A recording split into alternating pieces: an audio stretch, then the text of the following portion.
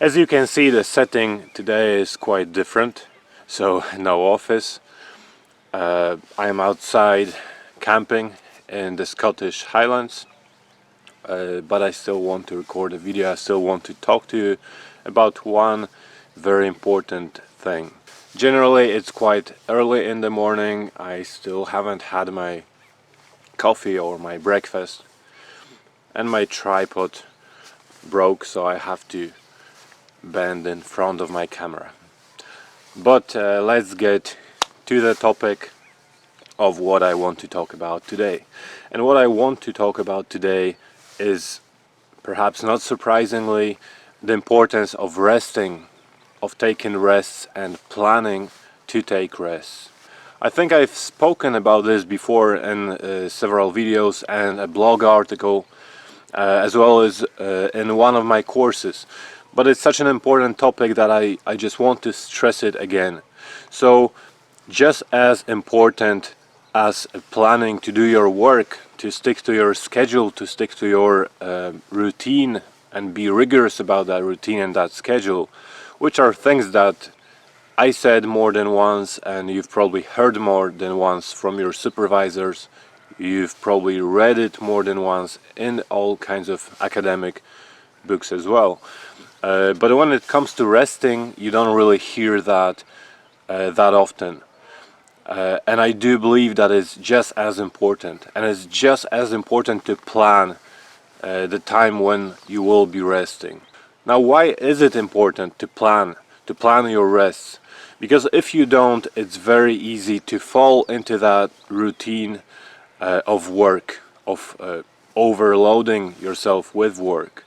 And it's also very easy to fall into a trap of thinking that if you do that bit of extra work today, if you decide not to take that rest today, you will probably accomplish more. That's what it feels like quite often. So we tend to forget about our rest, or we tend to not even forget, but to deliberately cancel, so to speak, our plans to rest, because we think that we'll just do more today, we'll do more tomorrow, we'll do more on Wednesday, and we'll have our rest eventually, maybe at the end of the week or maybe at the weekend. Which unfortunately is not how this works. Well, at least not for me. So see, if I work on Monday and Tuesday and then I keep working on Wednesday, Thursday, Friday, let's say I'm writing my PhD thesis, but this applies of course to any kind of work. This applies to master's dissertation, this applies especially to independent work, to freelancing, to this kind of thing, but it also applies to any kind of work, regular work.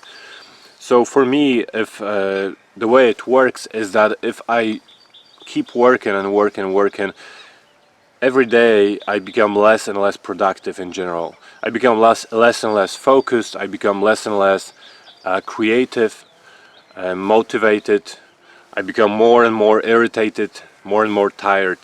So overall, the quality of my work really is affected every single day. It keeps deteriorating. So instead, if I take a rest on Wednesday, for example, I know that you can't always afford to just have a day off and rest on Wednesday. But this is just an example. You have to apply it to your own routine, your own schedule. But for me, if I take a rest on Wednesday, I really work hard on Monday, Tuesday. I actually work harder and I accomplish more because I know I will get my rest on Wednesday. And then I just kind of recharge on Wednesday. I try to, forget about stress, forget about work. And on Thursday and Friday, I'll be more effective. So I will actually accomplish more by Friday than if I just kept working and working. This is how it works for me.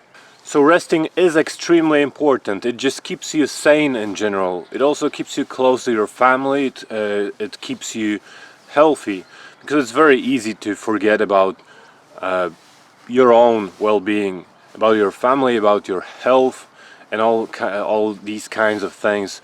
Especially when you're a student, you're constantly being pushed, to write that chapter, to send that chapter, to respond to these comments.